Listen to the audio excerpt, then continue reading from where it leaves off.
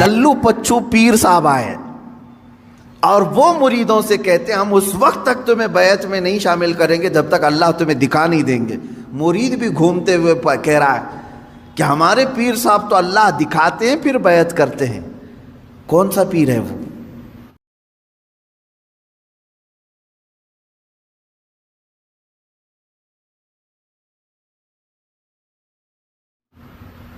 وہ جو اتوار کے بعد آتا ہے یا منگل سے پہلے آتا ہے، یا پھر مرشد جسے کہا جاتا ہے ہدایت دینے والا؟ عزیزان گرامی وقار، قرآن پڑھو. اس طرح کی ایسی باتیں نہ مارو، ہواؤں میں نہ پھینکو. وہ مریدین بھی ویسی ہیں، پیر بھی ویسا ہی ہے. اس نے کیا دکھایا، انہوں نے کیا دیکھا، پتہ ہی نہیں ان کو. میں نے سنا ہے کہ کوئی پیر صاحب ہیں وہ بھیجے میں اللہ دکھاتے ہیں. بکرا کاٹتے ہیں، بکرے کا سر پھوڑ کر کے اس کا بھیجا نکال کر کے اس میں رکھتے ہیں. واللہ عالم یہ بھیجے کا تصور کہاں سے آیا یہ بھی نہیں معلوم کہ میاں جب دکھانا ہی ہے تو بھیجے میں ہی کیوں، انڈے میں کیوں نہیں دکھتا؟ گردے کلیجے میں کیوں نہیں دکھواتے؟ میرے خیال سے ایسا ہو سکتا ہے کہ پیر صاحب کو بھیجا پسند ہوگا. جتنے مرید دیکھیں گے اتنے بھیجے آئیں گے. کیا تماشا ہے، دین کو تماشا بنا کر رکھا ہے. اے غیور مسلمانوں، اپنی عقل کا استعمال کرو. یا قرآن تو یہ کہہ رہا ہے کہ موسیٰ علیہ السلام سے ان کی قوم نے کہا تھا، ایک جگہ نہیں، یہ آیت 2 جگہ آئی ہے. 2 جگہ پڑھ کر کے دیکھ لو. ان کی قوم نے کہا تھا ہم جب تک اللہ کو نہیں دیکھ لیں گے جب تک آپ پر ایمان نہیں لے آئیں گے. موسیٰ علیہ السلام نبی ہو کر کے اپنی قوم کو نہیں دکھائے. نہیں، اللہ دیکھنے والی چیز ہے ہی نہیں. قرآن کہتا ہے لا تدرکہ الابصار وہو یدرک الابصار. کوئی آنکھ نہیں ہے جو اس کو گھیر میں لے لے. اگر کسی آنکھ میں آ گیا تو وہ خدا نہیں. خدا وہ ہے جو کسی کے آنکھ میں سما نہیں سکتا. ہاں، وہ اللہ رب العزت ہے جو ساری نگاہوں پر حاوی ہے. پوری دنیا کو وہ دیکھ رہا ہے لیکن اسے دیکھنے والی آنکھ نہیں. رسول کریم صلی اللہ تعالیٰ علیہ وسلم اس سے مستثنا ہیں. صرف اللہ رب العزت نے میرے نبی صلی اللہ تعالیٰ علیہ وسلم کو اپنا دیدار کرایا. یہ ایکسیپشن ہے، یہ ایکسیپشن ہے. وہ زندگی میں ایک مرتبہ حضور اکرم صلی اللہ علیہ وسلم کے ساتھ ہوا بیداری کے عالم میں. لیکن یہاں پر بھی ہم یہی کہیں گے میرے عزیزو، جس وقت اللہ تعالیٰ کو اپنا دیدار کرانا تھا اپنے نبی کو، اس رات خصوصی طاقت ان کی آنکھوں میں ڈالی تب دیدار کرایا ہے. خصوصی طاقت و قوت دی تب دیدار کرایا. ورنہ تو بہت سارے صحابہ بھی اختلاف کرتے ہیں اس بات پر. صحابہ کی 2 جماعتیں. بعض صحابہ کا تو یہ کہنا ہے کہ نہیں، رسول کریم صلی اللہ تعالیٰ علیہ وسلم نے اپنی آنکھوں سے نہیں دیکھا، دل کی آنکھوں سے دیکھا. یہ ماتھے کی آنکھوں سے نہیں دیکھا، اس لیے کہ قرآن کہتا ہے کوئی آنکھوں سے دیکھ ہی نہیں سکتی. اس میں حضرت عائشہ صدیقہ بھی ہیں. حضرت عائشہ صدیقہ بھی فرماتی ہیں. لیکن حضرت انس رضی اللہ تعالیٰ عنہ جو صحابی رسول ہیں، انہی کے مسلک پر ہم بھی ہیں. سب صحابہ اپنی جگہ پر حق پر ہیں، ہم ان کے مخالفین میں سے نہیں ہیں. لیکن انہوں نے اپنا اجتہاد کیا. حضرت عائشہ صدیقہ نے کہا کہ نہیں، قرآن کے حساب سے تو ممکن نہیں لگتا کہ کوئی دیکھ سکے، حتیٰ کہ حضور صلی اللہ علیہ وسلم بھی.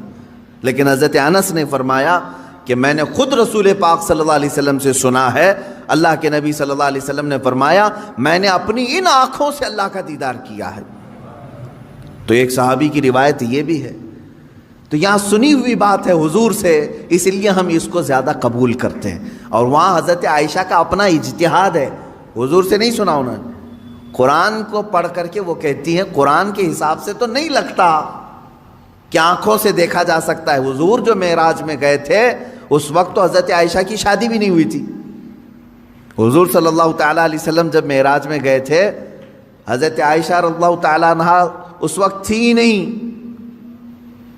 تو یہ تو روایات جو اس وقت موجود تھے ان کی لی جائے گی۔ بہرحال میں یہاں بات یہ کر رہا تھا کہ قرآن میں اللہ تعالیٰ نے فرمایا کہ موسیٰ علیہ السلام سے تو اس سے بڑا سوال کر چکے، اے نبی آپ سے یہ پوچھ رہے ہیں کہ ہمیں آسمان سے کوئی کتاب اتار کر کے دکھاؤ، سامنے سامنے دکھے گی تو ہم ایمان لائیں گے۔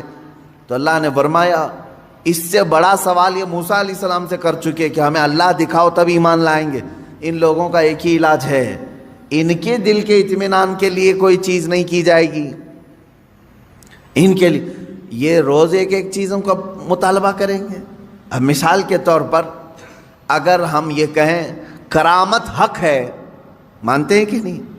کرامت حق ہے، میں بیان کر رہا ہوں تو میرے ہی پیچھے پڑ گئے، ابھی کر کے دکھا دو، ابھی کر کے دکھا دو۔ اچھا کیا کر کے دکھائیں؟ تو کہیں گے مٹی میں سے تم سونا نکال کے دکھا دو۔ ہاں میاں تم کو جو چاہیے وہی کرامت بھی تم کو چاہیے، سونا نکال کے دکھائیں۔ میرے عزیزو اس طرح کے مطالبے یہودیوں اور عیسائیوں کے ہوا کرتے تھے۔ اب مسلمانوں کا سب سے بہترین عقیدہ کیا ہے؟ الحمدللہ میں آپ کو بتاتا ہوں، تمہاری تعریف میں اللہ نے کیا فرمایا۔ یہ واحد قوم ایسی ہے میرے نبی کی کہ جب میرے نبی نے کہا اللہ ہے تو انہوں نے مان لیا، جب میرے نبی نے کہا یہ قرآن ہے تو اس کی ہر آیت پر ایمان لیا ہے۔ کبھی بھی امت نے یہ نہیں پوچھا کہ اے رسول ہمیں اترتی ہوئی تو نہیں دکھ رہی، آپ کہہ رہے ہیں کیسے مانیں؟ نہیں، مسلمان قوم وہ ہے جنہوں نے کہا میرے نبی نے کہہ دیا تو ہو گیا۔ حتیٰ کہ حضور نے آ کر کے کہہ دیا، کل کی رات میں سفر پر تھا، صحابہ نے ایمان قبول کر لیا، آمنا و صدقنا۔ اسی لیے قرآن جو شروع ہوتا ہے، سورہ بقرہ میں آپ پڑھیں گے، شروع کی آیتوں میں اللہ نے تعریف میں فرمایا ھدی للمتقین الذین یؤمنون بالغیب۔ اللہ فرماتا ہے یہ کتاب ہم نے اتارا ہی ہے ان لوگوں کے لیے جو غیب پر ایمان رکھتے ہیں۔ یہ کتاب ہدایت ہے ان لوگوں کے لیے جو غیب پر ایمان رکھتے ہیں۔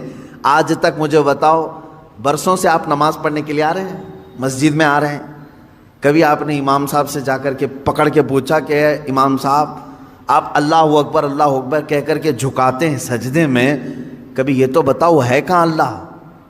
دکھتا کیوں نہیں ہے مسجد میں؟ کبھی پوچھا آپ نے؟ نہیں، یہ مسلمان کی شان ہے۔ ہر مسلمان کے دل میں اللہ رب العزت کی محبت بسی ہوئی ہے، اسے معلوم ہے ایک ذات ہے، میری دیکھنے کی اوقات نہیں، جب وہ وقت آئے گا مولا حجابات ہٹائے گا اور اپنا دیدار کرائے گا۔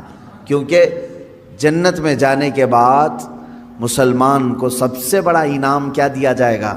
سیب، انار، انگور، حوریں، غلمان، نہریں۔ سب سے بڑا انعام مسلمان کے لیے یہ ہوگا کہ اسے سارے حجابات ہٹا کر کے اللہ کا دیدار کرایا جائے گا۔ اس سے بڑا انعام کچھ ہوگا؟ پوری زندگی جس کے لیے وہ عبادت کرتا رہا وہ رحمان اسے دکھایا جائے گا۔ بلکہ قرآن کہتا ہے وجوہ یومئذ ناظرہ الی ربہا ناظرہ، اس دن کچھ چہرے ایسے چمک رہے ہوں گے، دمک رہے ہوں گے۔ یہ سورہ قیامہ کی آیت ہے، کچھ چہرے چمک رہے ہوں گے، دمک رہے ہوں گے۔ کیوں مولا؟ الی ربہا ناظرہ، اس لیے کہ وہ اپنے رب کے پاس رب کو دیکھ رہے ہوں گے، اس لیے کہ وہ براہ راست اپنے رب کا دیدار کر رہے ہوں گے، ادھر رب کو دیکھ رہے ہوں گے اور چہرے چمک رہے ہوں گے۔ وہ وقت آئے گا جب تمہیں دیدار کرایا جائے گا۔ لیکن دنیا میں اس طرح کا مطالبہ کرنا بیجا ہے، نہیں کرنا چاہیے۔ اللہ رب العزت نے جس چیز کو منع کر دیا اس چیز کا سوال نہیں ہوگا، کیونکہ موسیٰ علیہ السلام کو جب اللہ نے کہہ دیا لن ترانی، تم مجھے نہیں دیکھ سکتے، تو یہاں کون سا مرید 30 مار کھا ہے جو موسیٰ علیہ السلام سے اوپر بننے کی کوشش کرتا ہو؟ ان سے بھی بڑا ہے کوئی جو اپنے پیر صاحب سے جا کر کے کہے کہ آپ مجھے اللہ دکھوائیے اس کے بعد بیعت کرتا ہوں؟ ارے موسیٰ علیہ السلام کو کوئی طور پر نہیں دکھایا اللہ نے، اور تمہیں جھوپڑ پٹی میں دکھائے۔ یہ گمراہیاں جو ہمارے ہاں گھر کر رہی ہیں، اس کا علاج کرنے کی ضرورت ہے۔ میں اتنا سخت ان لوگوں کے خلاف اس لیے بولتا ہوں میرے عزیزوں، مجھے جہاں تک میرا دل کہتا ہے، اس طرح کے جو تصوف کے بہانے سے ہماری جماعتوں میں آئے ہیں، ان کا دور دور سے اسلام سے کوئی تعلق نہیں، یہ شیطان ہے جو انسان کے لباس میں ہمارے درمیان آتے ہیں۔ اس کو پہچانو۔ شیطان پیر کی شکل میں بہت زیادہ آتا ہے، اکثر آتا ہے، کیونکہ گمراہی یہاں سے زیادہ ہو سکتی ہے۔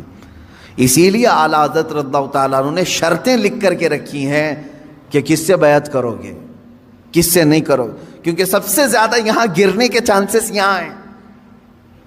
یہاں اندھا دھند یقین کیا جاتا ہے، پیر کی بات پر ایسے آنکھ بند کر کے یقین کرنے کا رواج ہے ہمارے درمیان۔ اس لیے شیطان اس چور راستے سے اندر آتا ہے کہ سارے مریدین آمنا صدقنا کہیں گے۔ میرے عزیزو، یہ بات میں اپنے لیے بھی کہتا ہوں، آج اگر مجھ سے بھی کوئی بیعت ہے، میرے ہر اس مرید سے بھی میں یہ کہوں گا، اس وقت تک تمہاری بیعت قائم ہے جب تک میں شریعت پر قائم ہوں۔ جب تک میں شریعت پر قائم ہوں اس وقت تک تمہاری بیعت قائم ہے۔ اگر مجھے شریعت سے ذرا برابر ہٹا دیکھا، میری بیعت توڑ دو، بلکہ خود ٹوٹ جائے گی، خود ٹوٹ جائے گی۔ میں پیر ہی نہیں ہوں، میں پیر ہوں، پیر نہیں کہلاؤں گا، پیر۔ یہ بات اس لیے عرض کر رہا ہوں کہ شریعت کے ترازو میں ہر ایک کو تولو۔ میں دوسروں کے متعلق نہیں کہہ رہا، مجھے خود تولو۔ جو مجھ سے بیعت ہوا ہے اس مرید سے بھی میں کہوں گا کہ شریعت کے دائرے، یہ نہیں کہ میرے پیر نے کہہ دیا آنکھ بند کر کے، جیسے آج کے لٹھو مرید ہیں کچھ، پیر صاحب نے کہہ دیا نہیں ہونا ہی ہے انہیں، نہیں، پہلے پرکھو اس کو کہ پیر نے اگر حکم دیا ہے تو رسول پاک کی شریعت کے مطابق دیا کہ نہیں دیا۔ مفتی اعظم ہند رضی اللہ تعالیٰ عنہ اپنے ایک مرید کو ٹکٹ لانے کے لیے بھیجے، اور وہ ظہر کی نماز قضا کر گیا۔ عصر کے ٹائم پر پہنچا تو سب سے پہلے مرید سے یہ پوچھا کہ ظہر پڑھی تھی کہ نہیں پڑھی تھی، ظہر تھی یا جمعہ کی تھی؟ اس نے کہا لائن میں لگا تھا، چھوڑ کے جاتا تو پھر لائن ٹوٹ جاتی اور ٹکٹ بھی نہیں ملتا، آپ کا چھوٹ گئی۔ تو آپ نے جلال کا اظہار کیا، ٹکٹ پھینک دیا۔ یہ پیر و مرشد ہے۔ اور مرید سے یہ کہا تو نے اتنا بڑا گناہ کیا کہ میری فرما برداری کرنے کی غرض سے اللہ کی نافرمانی کر گیا۔ یہ ہوتا ہے پیر۔ ہمیشہ یہ یاد رکھنا کہ پیر کی حکم بجاوری کے غرض سے کہیں ایسا نہ ہو جائے کہ اللہ کی نافرمانی ہو جائے۔ نمبر 1 سب سے پہلا ہمیں جو پرائیورٹی دینی ہے وہ رب ذوالجلال کی ذات ہے۔ حتیٰ کہ میں نے ایک روایت یہ بھی سنی، بڑے بزرگ عالم دین ہیں، میرے والد گرامی خود سرکار مفتی اعظم ہند سے بیعت فرماتے ہیں۔ ایک بار آپ تشریف لائے تھے ایک مدرسے میں، نماز پڑھ رہے تھے ظہر کی، گرمیوں کے دن تھے، علامہ صاحب نے بھی اس کو بیان کیا ہے۔ فرماتے ہیں کہ پیچھے وہ پنکھا لے کر کے جل رہے تھے، گرمی ہو رہی ہے، نماز پڑھ رہے تھے۔ مفتی اعظم ہند رحمۃ اللہ تعالی، میں سچے پیروں کی بات کر رہا ہوں میرے عزیزوں، سلام پھیر کر کے اس کا پنکھا کھینچا اور پھینک دیا اور کہا کیا کر رہے ہو؟ کہا حضور گرمی سے پسینے میں آپ شرابور ہیں، میں ہوا کر رہا تھا۔ تو آپ نے کیا فرمایا جانتے ہیں؟ کہتے ہیں میں خود اللہ کی عبادت میں تھا، اللہ بادشاہ اعظم ہے اور اس کی عبادت کرنے کے وقت بندہ غلام ہے، کیا یہ کسی غلام کے لیے لائق ہو سکتا ہے کہ غلام کی بھی خدمت کی جا رہی ہو؟ جب وہ بادشاہ کی عبادت میں لگا ہو تو غلام کی خدمت ہونی چاہیے۔ یہ فرسٹ پرائیورٹی اللہ رب العزت کی ذات کو دینے کا تصور ہم نے سچے پیروں سے سیکھا ہے۔ یہ نہیں کہ نماز چھوڑو، پیر کی عبادت میں لگا ہے، سب جنت دلا دے گا۔ کہاں کی جنت دلائے گا؟ کون سی جنت دلائے گا؟ بہت سارے پیروں نے اپنے مریدوں کی نمازوں کو برباد کر رکھا ہے، کہا نہیں تمہیں کیا ضرورت ہے، میں سب بخشوا دوں گا، سب بخشوا دوں گا۔ جو پیر ایسا کہتا ہے اسے قبرستان لے کر کے جاؤ، جو بھی مرید مرے اس کے ساتھ دفن کرو، اسے بٹھاؤ اس کے ساتھ، منکر نکیر آنے والے، پیر صاحب بیٹھو یہاں پر، جب تک پورا حل نہیں ہوگا اٹھ کر کے نہیں جانا. دیکھتے ہیں تمہیں یہ قبرستان تک نہیں جا سکیں گے. حشر کے معاملات بہت سخت ہیں. جہاں نوح علیہ السلام ڈر رہے ہیں, موسیٰ علیہ السلام ڈر رہے ہیں قیامت کے دن, پیر صاحب کہتے ہیں میں بخشوا دوں گا. انبیاء کرام کا حال یہ ہے. حضرت موسیٰ علیہ السلام کے متعلق روایت ہے حدیث پاک میں, پوری قوم ان کے پاس جائے گی اور کہے کہ سفارش کریں, تو کیا کہتے ہیں جانتے ہیں؟ اے لوگو, دنیا میں مجھ سے ایک عمل ہو گیا تھا, ایک فرعونی کو میں نے گھونسا مارا تھا, وہ مر گیا تھا. قرآن میں اس کا ذکر ہے. ایک فرعونی وہ لڑ رہا تھا کس کے ساتھ؟ موسیٰ علیہ السلام کے خاندان والے ایک آدمی کے ساتھ. تو ان کے خاندان والے آدمی نے مدد کے لیے پکارا, آپ گئے, اس کو گھونسا مار دیا, وہ مر گیا. دوسرے دن پتا چلا کہ ان کے خاندان والا جو آدمی تھا وہ خود غلطی پر تھا, وہ آدمی نہیں. جس کو موسیٰ علیہ السلام نے مارا وہ غلطی پہ نہیں تھا, یہی غلطی پر تھا, اسی نے مدد کے لیے بلایا, اسی نے مروا دیا. موسیٰ علیہ السلام کو اس عمل پر بڑی پشیمانی ہوئی, اور قرآن پاک میں اس کا ذکر ہے. موسیٰ علیہ السلام نے رو رو کر کے توبہ کیا, استغفار کیا کہ میرے ہاتھ سے ایک آدمی مر گیا. اب حدیث میں سنتے ہیں آپ, قیامت کے دن جب پوری مخلوق موسیٰ علیہ السلام کے پاس شفاعت کے لیے جائے گی تو وہ کہتے ہیں زندگی میں میرے سے ایک عمل ایسا ہو گیا تھا, میرے گھونسے سے ایک ناحق آدمی مر گیا تھا, آج مجھے ڈر ہے کہ اللہ کہیں مجھے وہ سوال نہ کر لے. کون کہہ رہا ہے؟ موسیٰ علیہ السلام. تم مجھے سفارش کی بات کر رہے ہو, مجھے خود میرے متعلق ڈر لگ رہا ہے کہیں میرا وہ عمل مجھ سے پوچھ نہ لیا جائے, میں کہاں سب کی سفارش کروں گا. اور یہاں صبح سے شام تک عورتوں کی بھیڑ میں بیٹھا ہوا پیر, وہ کہتا ہے میں سب کی بخشش کروا دوں گا. عورتوں, ہاں مرید کرنا جائز ہے عورتوں کے لیے, لیکن مصافحہ, بدن دبانا, مالش کروانا, یہ چیز ہرگز شریعت کی اجازت نہیں دی جاتی. ایسے سارے لوگوں کی میں تردید کرتا رہوں گا, اس لیے کہ اپنی قوم پہچانے.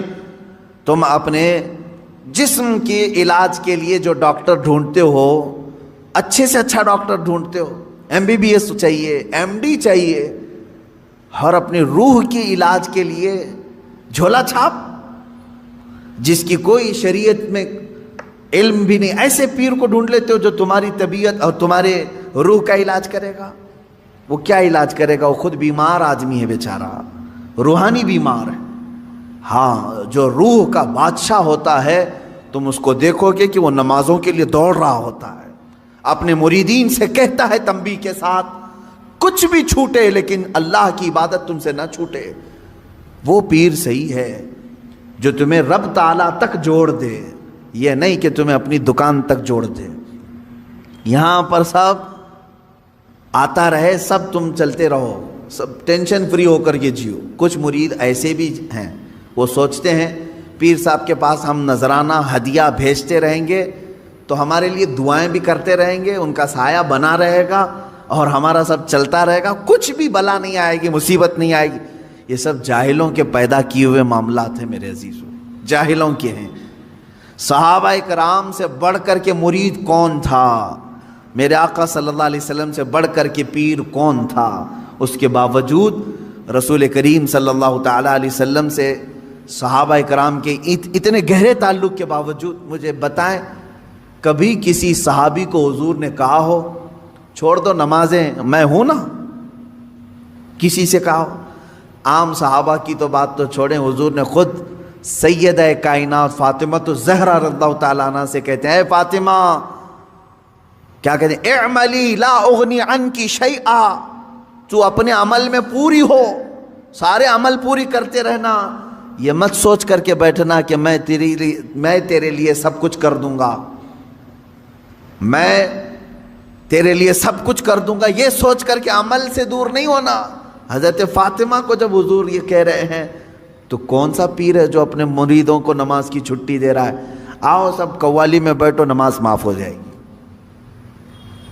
ہے آؤ یہاں گانے باجے بھنگڑے لگتے رہیں, تمہاری نمازیں جاتی رہیں.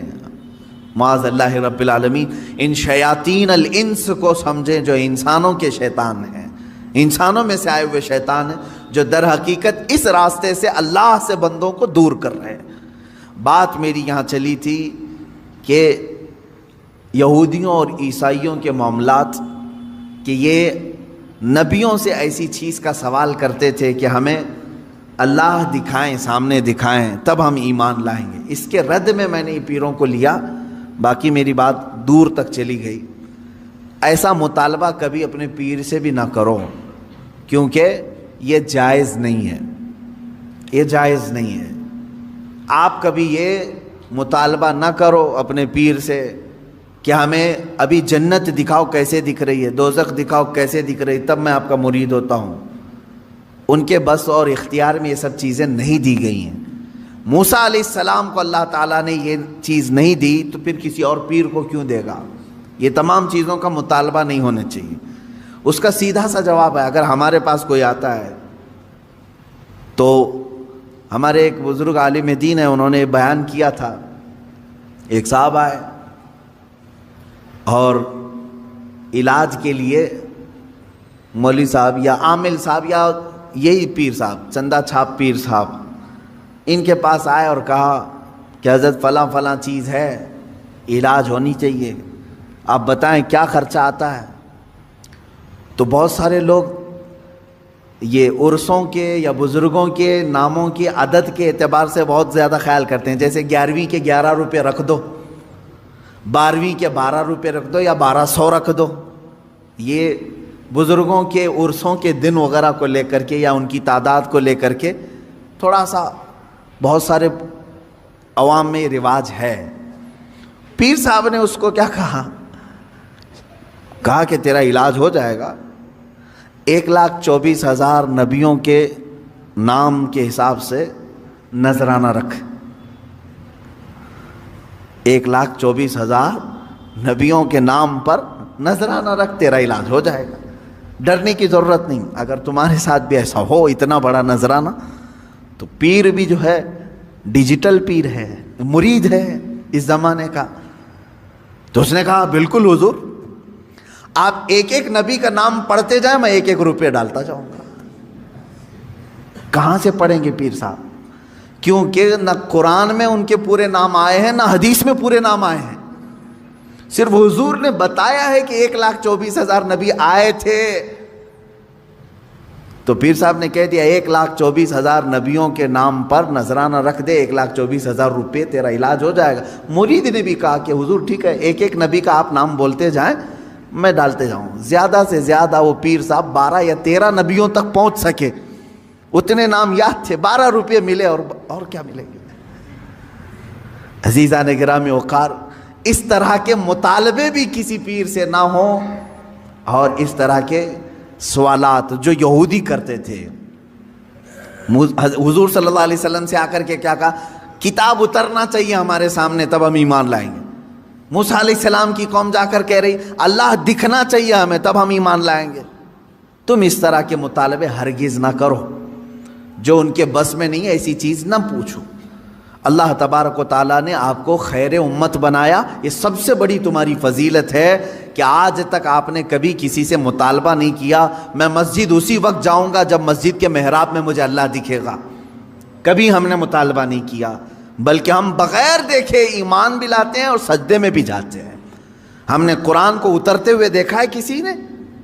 آسمان سے آ رہا ہے، جبرائیل لا رہے ہیں، کسی نے دیکھا؟ نہیں۔ لیکن آج تک اس امت نے کبھی سوال نہیں کیا اپنے نبی سے کہ اترتی ہوئی دکھے ہمیں آیتیں تب ایمان لائیں گے۔ نہیں، اے رسول پاک آپ کی زبان سے نکلے یہی ہمارے لیے ایمان ہے۔ حضور اکرم نے فرما دیا یہ اللہ کی طرف سے ہے، یہی ہمارے لیے کافی ہے۔ اسی طرح عقیدہ یہی رکھو کہ بہت ساری ایسی چیزیں جو ناممکن ہیں ان کا سوال جائز نہیں ہے۔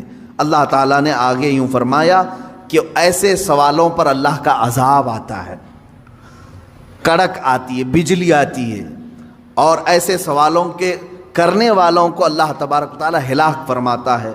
آگے کی آیتیں یہ ہے، اللہ فرماتا ہے ثم اتخذوا العجل من بعد ما جاءتهم البینات، پھر ان لوگوں نے بچھڑے کو ایسا بنا لیا۔ یہ یہودیوں کے متعلق یہ ہے کہ موسیٰ علیہ السلام کی قوم جو ہے گمراہ ہو گئی تھی، اس پر میں گفتگو کروں گا کل انشاءاللہ، کہ یہ بچھڑے کو اپنا معبود بنا کر کے اس کی پوجا میں ایسے لگ گئے جبکہ ان کے پاس روشن دلیلیں آ چکی تھی کہ اللہ ہے، آسمان اتار کر کے نیچے تک دکھا دیا اللہ نے، پھر بھی بچڑے کے پیچھے لگ گئے، پھر بھی بچڑے کے پیچھے لگ گئے، یعنی ان کے سروں تک آسمان آ گیا تھا۔ یہ ایسی بات نہ سمجھے آپ چھت خالی تڑکے تو آپ بھاگ جائیں گے، آسمان نیچے آ جائے تو کیا کرو گے، کہاں جاؤ گے؟ آسمان ہی نیچے سروں تک آ گیا تھا، اتنی بڑی نشانی اللہ نے دکھا دیا، اللہ ہے، پوری طاقت ہے۔ اور جب آسمان پھر چلا گیا ان کی توبہ کے بعد، پھر بچڑے کی پوجا میں لگ گئے۔ اللہ فرماتا ہے اتنی بڑی نشانی دیکھنے کے بعد بھی یہ قوم گمراہ ہو رہی ہے۔ آج میں یہی کہوں گا کہ اللہ رب العزت کی آج بھی نشانیاں موجود ہیں، اور اس کے باوجود آج بھی بچڑے بچڑیوں کے پیچھے لوگ پڑے ہوئے ہیں۔ اللہ انہیں بھی ہدایت عطا فرمائے۔ وآخر دعوانا ان الحمد للہ رب العالمین۔